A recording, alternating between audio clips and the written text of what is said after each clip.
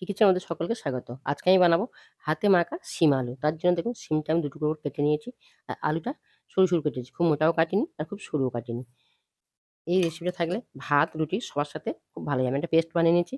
আদা, পাকা কাঁচা লঙ্কা, অল্প একটু সর্ষে আর টমেটো। এরা পেস্ট বানিয়ে নিয়েছি। পেস্টটা আমি পুরোটাই দিয়ে দেবো। এবার দেবো পরিমাণ মতো লবণ। আর দেবো হলুদ গুঁড়ো। অল্প একটু সর্ষের তেল দেবো। এটা আমি খুব ভালো করে মেখে নেব।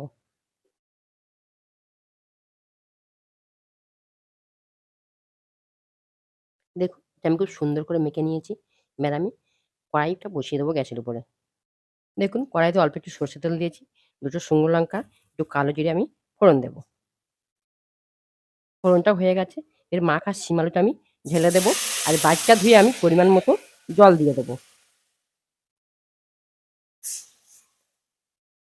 এবার আমি খুন্তি দিয়ে একটু নাড়িয়ে দেবো।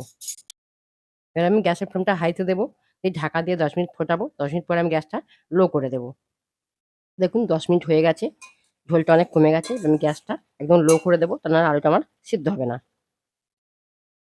আলুটা সিদ্ধ হয়ে গেছে। এবার দিয়ে দেবো পোস্ত বাটা। আমি একটু নাড়াচাড়া করে নেব।